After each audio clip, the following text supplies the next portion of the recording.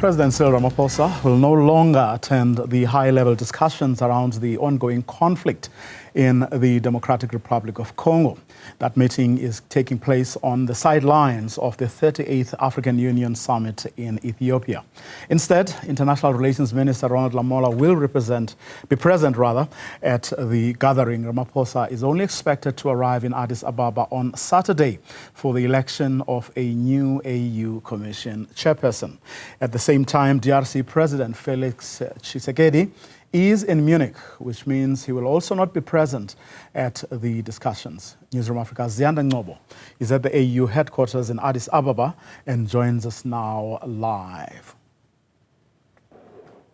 It's been quite a quiet day here at the AU headquarters, as there are several meetings on the sidelines of the 38th AU Summit. This includes the African Peer Review Mechanism, discussing the possibility of creating an African Credit Ratings Agency. There are also a lot of bilaterals taking place, as many of the heads of state are still making their way here to Addis Ababa in Ethiopia. Our South African delegation is quite big. It includes Brand South Africa. And let's bring in then CEO Neville Maki to talk about why you're here exactly. I mean, of course, an event such as this is a great opportunity to export Brand South Africa, but certainly your program would be filled with what exactly? No, thank you very much. Yeah, this is at the backdrop of having come from Davos, where the president led a delegation to really echo a strong message that South Africa is ready for the G20. If you know, and you would have heard the president constantly announcing that the G20 is not a South Africa G20, it's an African G20. And that is part of the messaging that we're bringing here in preparation for the G20. The critical area for us, obviously, is specifically focusing on brand management for South Africa, in particular investor confidence, and driving the narrative that we are ready to do business. But our business should not only benefit South Africa, but should actually benefit the rest of the continent. A number of the meetings that I've been having really have been focused predominantly on that agenda, the trade and the investment component of where we need to position Africa.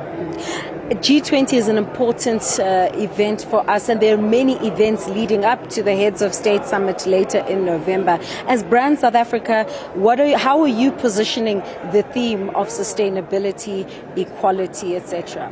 Yeah, as I said, our main critical drive, is to ensure that it resonates on the business side in particular, apart from obviously the other side programs.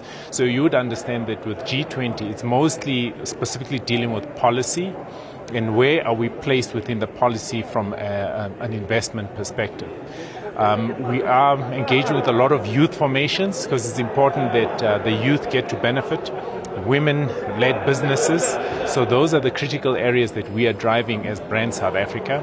And then, of course, within the theme is identifying opportunities and consolidating those opportunities together with the Department of Trade, Industry and Competition into not only opportunities but tangible, bankable projects that can actually be realized at the summit later in the year. All right, that's Neville Maki. He is the CEO of Brand South Africa here in Addis Ababa. Speaking of G20, you'll recall that President Cyril Ramaphosa was expected to host his first high-level breakfast on the sidelines of the summit. That has now been cancelled. It's unclear as to why this has happened, but certainly we anticipate that the president will form part of the important elections that are taking place to have a new African Union Commission chairperson and deputy. For Newzroom Afrika on Channel 405, I'm Ziyanda Ngcobo in Addis Ababa, Ethiopia.